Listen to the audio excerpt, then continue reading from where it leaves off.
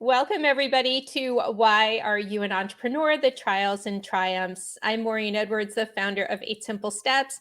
And for those of you just tuning in for the first time or watching this replay, this is where every single week I bring you rock star entrepreneurs on their entrepreneurial journey who are ready to share some words of wisdom, some inspiration, certainly some best practices and how to overcome challenges, because I know that entrepreneurship is hard.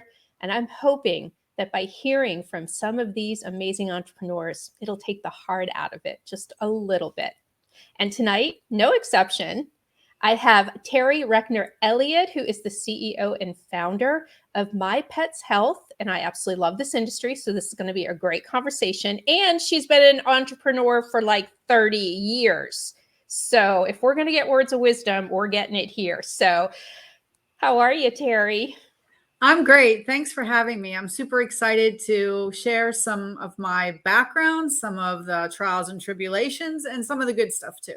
Absolutely. We definitely want to hear the good stuff. So, being an entrepreneur for 30 years, this has got to be in your blood. You probably don't know anything else, but I'm wondering from you, why do you keep doing this decade after decade? I think I'm not finished yet. Maybe this time I am. I think entrepreneurs, there's one thing we all have in common is that we don't slow down, that we don't fit the norm, and we always think outside the box. And we're always looking for what's next. Yes. And how we can do something better.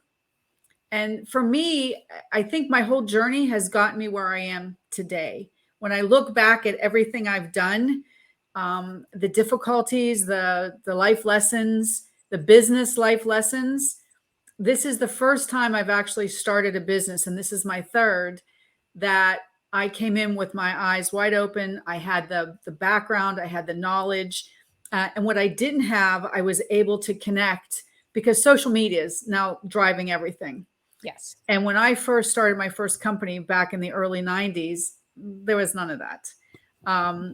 There was nobody to really go to and talk. Mentors were at chambers of commerce, Yes. things like that. And I was in my 30s back then. So, I decided to start my first business because I always wanted to be an entrepreneur, because I didn't like working for anybody.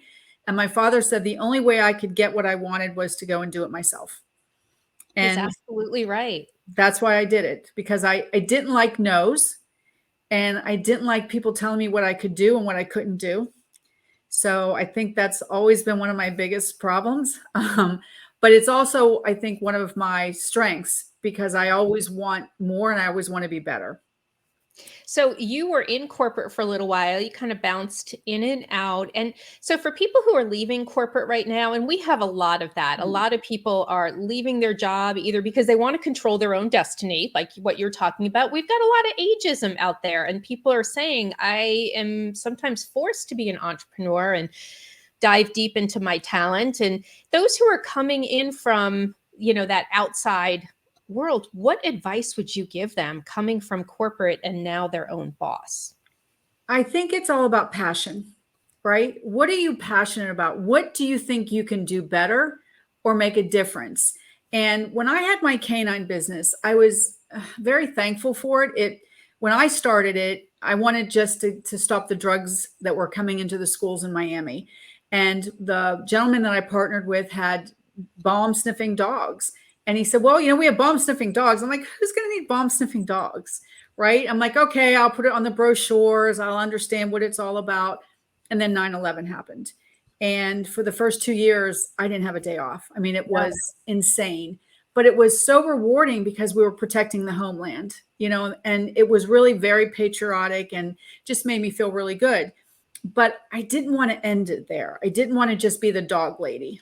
And we had all the business, I had all the great contacts, but it just wasn't enough for me. So I sold my interest, I took a break, and I started delving into different things and consulting and doing all kinds of stuff. And then I got involved with health and wellness in 2009, repping products, and then working for a company with manufacturers and formulators and learning all about stuff.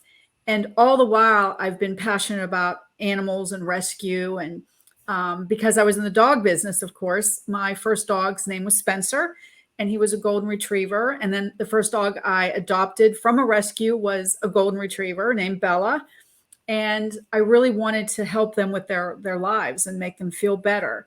So it was kind of like a weird journey that got me to pet supplements, but it's where I need to be. And it's, for me, you always want to leave a legacy. Mhm. And the canine business was wonderful, and it was at the right time. But I thought, I've got one more inside of me. I know I can make this run one more time. And I just decided that if not now, it's never going to happen. So I told my husband, here we go again. I'm going to do this. And he missed those previous journeys because I was always on my own. Right. So this is the first time I've, you have somebody that's there, and you're just, as an entrepreneur, you're shucking and jiving all the time, and your brain never turns off. You know that, Maureen. You're always connecting the dots, right? Every time I have my phone with me, as long as I'm awake, my phone's with me, and I'm always doing notes or voice notes because I'm always getting inspired for something. So I think for anybody that's in corporate, now's the best time, right? Yeah. It's the best time. But find something that it's a niche for you, or something you're passionate about. You can't just go out and try and just come up with anything. I've always found that you've got to be passionate about it, because then your passion is what carries you when times are tough. So has there been a time that was tough for you, and how did you overcome it? Oh, my first job, my first entrepreneur with my apparel. So I started an apparel manufacturing company, knew nothing about it.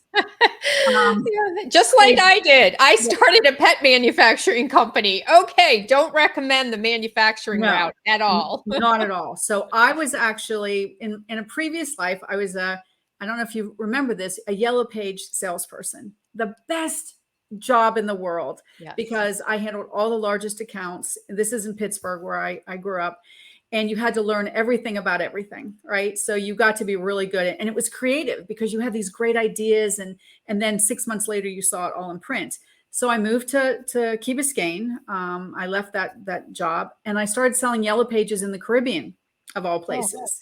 Oh, awesome. And I stumbled upon a little swimwear manufacturing company, and I thought, oh, I want to do swimwear. I'm in Miami. Why not?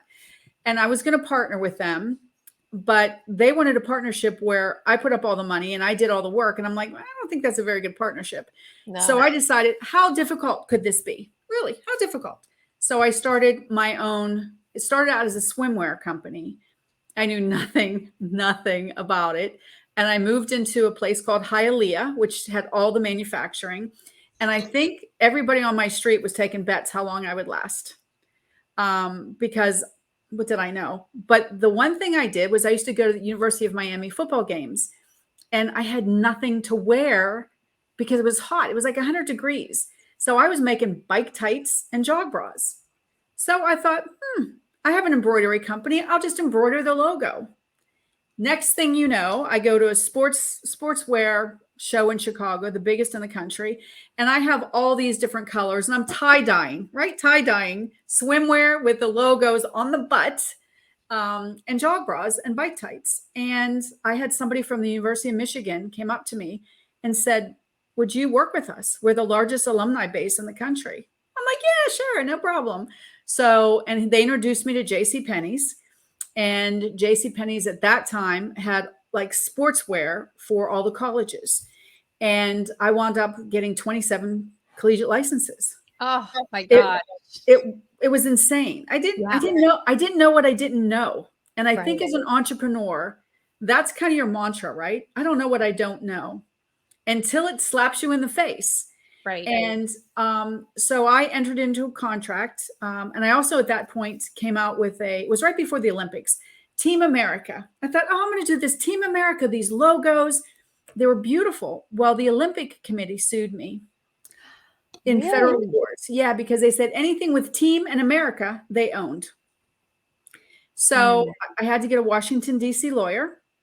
And she said, you're okay, you're right, but you don't have the money to go up against the Olympic It's Committee. so true. It really is. And this is a good lesson for entrepreneurs out there. First off, you need to trademark your products. You need to, your name and anything that is proprietary to you. But before you do that, you certainly have to check to see if anybody Yeah. else has it.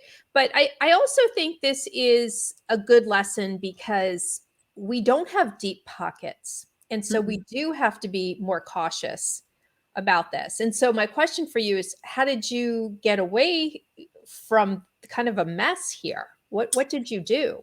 So the first order with pennies, I remember, was $870,000. And they wanted Team America. Team America and all these t-shirts and sweatshirts. So I produced the first order.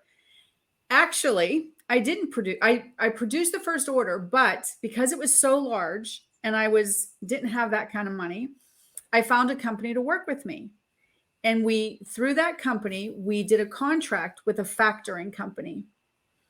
And at that time, I used a friend, his lawyer, because it was a friend of his. And he says, I'll go through the contract for you. I'll make sure everything's okay. He was a construction lawyer. Okay. And there was a little clause, an arbitration clause in that contract. And the first payment that was due me from J.C. Penney's, I lost it because the company invoked their arbitration clause. So that was a huge lesson. I tell everybody that was a PhD as far as I'm concerned. Yeah. Because somebody said, I have a friend that can help you. It won't cost you anything. He's like one of the top lawyers in Miami. Okay, great. Thank you very much. At the end of the day, he didn't know factoring. He didn't know any of that stuff. So all that money, now I took him to court and I won a $500,000 federal judgment against them, but I could never collect it. Because they don't have it. Because they just shut the one company down and started another company. So it was a huge lesson for me, really. Oh, but you know what? The fact that you've come out of it on the other end, and I guess my question is, what happened to that apparel company? Were you able to sell, the fact that you were doing all the other licensing and that sort of thing? No, it was a really strange time for me. My father had died, right? And then I started the business, right? And because I thought, if he's dead now, I'm going to do this because he said I should do this. Well, my mother passed away like right when all this was going on. Mm-hmm. And I thought, you know what? I was tired. I was beat up. I was tired. And I said, I'm just going to shut everything down. I took all my embroidery tapes and I fulfilled all my business. And it was funny because I was actually supposed to meet with Jerry Jones and his daughter from the Dallas Cowboys to look at doing a women's line for them. And I just said, I'm done. I'm tired. And I said, thanks, but no thanks. And I shut everything down and I went to my little condo in Key Biscayne and I turned off all the lights and the phone for 6 months and I just vegetated. And just to get my head on straight. And I thought, that's it. I'm pretty much done, and I just really needed to get my energy back because it was a whirlwind, it's such a high. And that's the thing about entrepreneurism, right? The highest highs, the lowest lows. And for me, it was like amazing that I had such great success because I didn't know anything about the industry. Right. And to get 27 collegiate licenses, I got Notre Dame, which was really difficult. And it was fun for me.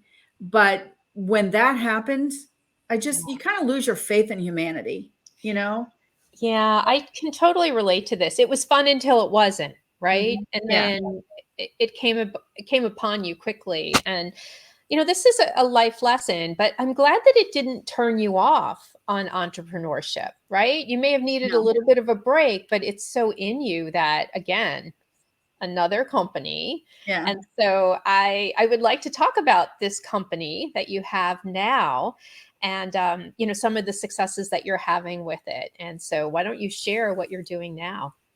So it was interesting. When I shut that business down and I took a break, it was a couple years really before I looked at something else. And I remember when I told people I was going to start this canine business, my family thought I was crazy. Didn't you learn? What do you do, dog? What is wrong with you? I know. Right? I know. I get that too. Like, aren't you smart? Yeah. Like, right. They just look at you and go, I thought you were a smart person, but they don't get it. And you know why? Because they're not entrepreneurs. Like No, my husband today says, I don't get how your brain's wired. exactly. I don't understand you. I said, you don't need to understand me. Just kind of stay out of my way. Right. Don't tell me what to do. If I ask you for your opinion. But so that's like now it took me like the last 6 years, I've worked pretty heavily up until probably early 2022, working in the international market, registering products, learning about ingredients. And it's interesting because my business now is with two products. It's a greenlit mussel. Here's one of it. I don't know if you can Yes. see it, but it's an omega from New Zealand. And I started taking this product in 2009. And I rescued this golden retriever that didn't even look like a golden retriever.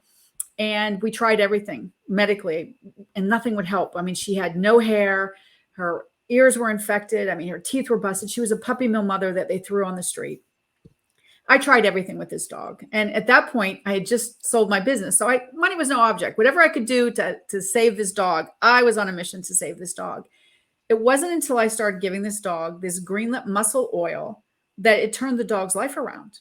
Her ears cleared up, her hair grew back. I mean, it was really a miracle, right? And so now I'm like, oh my God, this is like the best product. And for me, it really helped with some inflammation issues I was having. So fast forward to 2017, I'm working in this business and I meet a formulator who's got this great spray and it oxygenates your blood. So of course I said to him, hey doc, can I give this to my dogs? Because I'm always like, I always care about giving something really good to my dogs. He goes, well, you can't give this to your dogs because it has xylitol, but we can make one without xylitol. So I went to the owner of the company. I said, we got to do this. We got to do this product for pets. This is going to be great. It's going to be huge. I thought it was going to be huge, right? Because I'm a dog person. They went out, they bottled, I don't know, 20,000, 30,000 units, but the people didn't know how to sell it.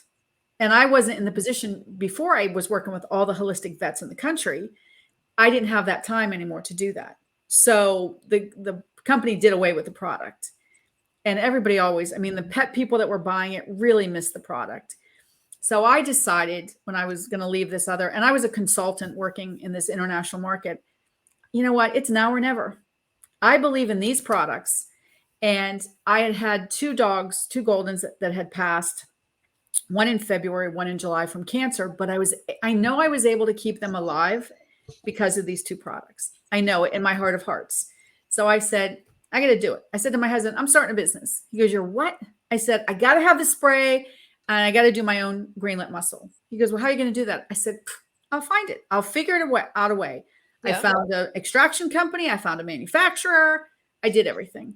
But it's funny because now I have to figure out bringing something in from overseas. I don't have a staff anymore. I don't have a shipping department, but I know a little bit about all of that stuff. I know labeling because I did all that. So for me, when I say the third time's the charm, I'm going into this one, eyes wide open, on a mission. And then I thought, okay, I'm going to do something that nobody's doing. I have all these rescues I work with all over the country. I have wild horses that I've saved from kill pens. I have a domestic horse I saved from a kill pen. I've had 6 dogs I've rescued from different rescues. I'm going to give money, real money to these rescues, not a little bit of my profits. Everybody says, oh, we donate a percentage of our profits. Well, if you're running a business, you shouldn't have very many profits, right? If you know what you're doing. So I said, I'm going to do things a little differently. I'm going to give 10% right off the top of the sale to these rescues. And I'm going to set up my own program and I'm going to call them champions.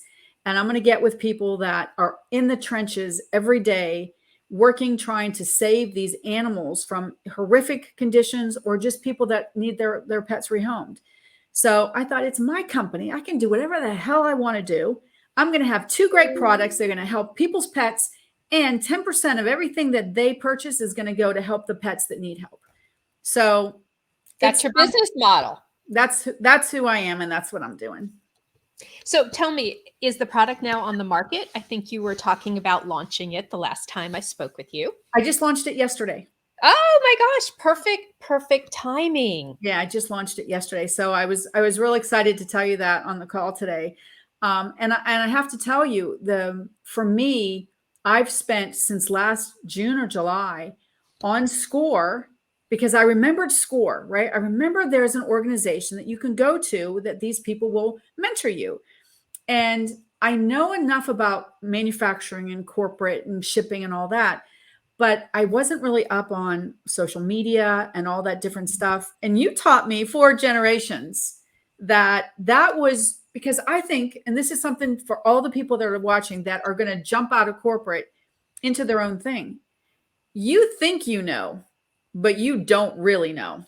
So you have to spend the time to learn what you don't know. And I think as an entrepreneur, we're always learning, right? I'm always hungry to be the best. And this is what I've said to when I've worked with people, I said, why don't you want to surround yourself with the best? I don't want somebody that's going to say, yes, Terri, yes, Terri. I want somebody to say, challenge me, right? This is what you need to do. And you need to listen to me. And so what I've done is I've tapped into the best of the best. And I can tell you, I've got notebooks and I screenshot everything. And I have so much because I want to know what I don't know. And I think there's so many tools out there for people. And if you go to SCORE, which is where I met you, thank you very much. You have to, because it's everything. And SCORE's all over the country. So I live in Orlando, but I tap into Orlando, I tap into mid-Florida, and I go to LA because I like the energy in different places of the country. There's different things you can learn. And I think for somebody that's going to start their own business, do not think you can do it by yourself. Nope. And those are the type of people who I work with every single day. I've found, you cannot Google your way or YouTube your way to a successful business. Mm-hmm. You can take all of those courses, you can do all of the workshops, you can go on there all day long, but until you have somebody who can help you implement it and answer those questions, it's a tough, tough road. And, I say this all the time. There are people out there who are right there and available. And yet you said yourself, you took it all on. I did too. My first company, I took it all on. I do not do that anymore. Mm-hmm. People are shocked when I say I have a business coach, and they're like, why would you have a business coach when you teach people business and you've created all these companies? Why would you do that? Mm-hmm. I said, because it's amazing how a different perspective from somebody good can go ahead and only make you better to serve the people you're supposed to serve. So I say this to people: do not go on your own and do it by yourself. There are people out there, there are resources out there, and I love the fact that you've been able to tap in to some of those. Oh yeah. And so that's my question for you. Where do you think you're going to be marketing your products? Are there any platforms out there that you would recommend to people out there that you're having success with? Well, I have to be honest. So I'm very lucky. In a previous life, I lived in the Philippines for a while, helping a company get their business off the ground. And I met an amazing young guy who I'm still friends with today and is my developer. And he's a genius. He really is. He knows so much. Because I'll be on one of the Zooms, right? A training Zoom, and I'll send him a message. He goes, yes, ma'am, I'm already doing that. Okay. Thank you very much. So for me, because it's just me and him. Yep. And you're right. One of the things that you've taught me, and I've heard from everybody, and I know from my previous experiences, you cannot do all this by yourself. It's like, I always say, how you eat an elephant, one bite at a time. Right. And I know that I can't be everything to everybody. So for me, I'm tapping into my rescue organizations that I've helped for a number of years. And I'm saying, here's my plan, right? Partner with me and let's make money for both of us. And so that's when I look at my champions program. I have 2 blind horses out in Reno. They're wild Mustangs. They're blind, and I've been sponsoring them for years.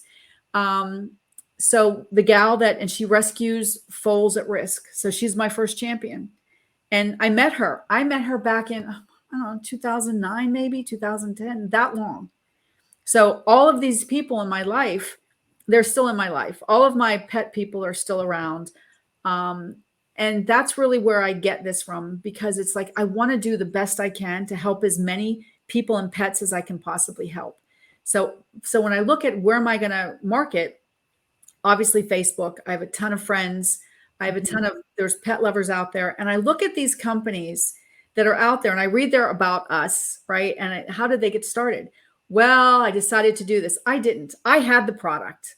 I wasn't looking for a product. I had two amazing products. I just have to now introduce those products to the world. I'm not somebody that's looking for a product. I got them. Right. So, and I think that's the difference. And my story, nobody has my story. No. And that was something that I learned in all of the social media stuff, especially with yours, right? Is your community. What makes you different? So when you talk to people that are looking to start their own business, who are you and what makes you different that people are going to want to hear your story or be in your community? Yeah. And I think that's really, in today's age, that's what it's all about. And I love, you have a story to share and there are people who need to hear it. And sometimes people are afraid of sharing their story for whatever reason, but people want true authenticity. They want to really know what's behind Terri and this passion. And, I'm so glad when I asked you how you're going to market this, I'm really, really glad you didn't jump and go, oh, I'm going to be all over social media. I'm going to be posted on Instagram. You talked about something more important here, and that's relationships, going into your network, going ahead and partnering with people who need this product, need to be educated on it, and that word of mouth will be like just a trickle down effect for you. And I think this is something people miss. I really do. I think it's hard for people to reach out to their networks. You know what? I think a lot of it is people, I don't know if they just are apprehensive about being vulnerable, and saying, hey, I need your help here. I got a great idea. Let's work together. And for me, it really is about who can I help the most?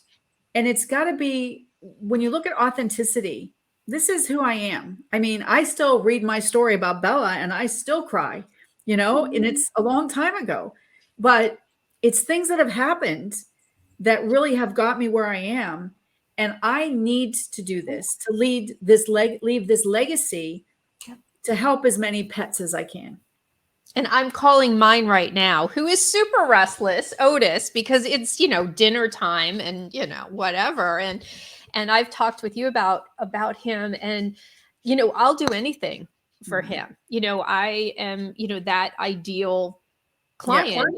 Yeah, exactly. Exactly. He's sick and, we've got him on all these medications. And so exactly who you serve. And I totally get it. I love the pet industry because I have such a passion for animals. I absolutely love them. So I can totally relate, to what you're doing. And I want you to share with everybody your new website. You've launched this, for pet lovers out there who are in need of products like this for their pets to keep them healthy. How did they reach out and purchase this? It's after my first two Goldens, spencerbella.com. Oh, that's so cute though, isn't it? I know that. Well, when you read the about us and you see Spencer and Bella and you understand it, it all makes sense. And that's what my husband said. He goes, I'm so proud of you. This website, he goes, it's so you. And I said, it is me. It's my journey with these animals. And I think for anybody that's going to start a business, who are you? Yeah. What's your mission? What do you want to leave? What do you want people to know about you? It's not just about the money. It's never about the money. No. The money's just, it's there. And hopefully you make it. You make enough that you're comfortable. Right? But you want to, for me, it's like, I know that these products, they do things, and I didn't realize how good it really was until I started really researching it. Like, I know they're great products, but I'm like, oh my God, this is why my dogs have never gone to the vets. This is why I don't have to worry about gut issues. It's crazy. It's like, I knew how good every these were, but it wasn't until I really started to write the blogs. And yes, I wrote my blogs because I want people to understand the depth of the ingredients and just how good this stuff is, because life begins and ends at the cellular level, right? And so I think when you look at all these companies out there that are making money off of these pet parents, I want to teach people, let's take care of their cellular health first, because if they don't have good cells, Nothing matters. Well, I think one of the most important things too that you just said that I just picked up is know your why. When you know your why you're doing this, I think everything falls into place. And I'm super excited for the passion you have, for the product you have, and the fact that you kept going. I mean, you've been through quite a bit on the entrepreneurial front in this journey. And for people out there, if you've ever felt like you did want to give up and you didn't know what was going on, I mean, this is living proof right here that you can work through it and be incredibly successful. So, well, I absolutely love that we've had this conversation, and I hope that you're going to return back to share with us how everything is going, since you've only been launched for one day. So One day. this is the first day. This is our kickoff conversation. Everybody go out to spencerbella.com to go ahead and purchase these products for your pets. So I'm going to go ahead and close out this segment. Terri, stay on, even though after we click off, but I do want to say thank you so much for being here. And for those of you who'd like to be one of my live guests, regardless of how long you've been in business and what your journey is, you have a story to share, and I have an audience who needs to hear it. There are small business owners looking for you to help them work through what they're going through.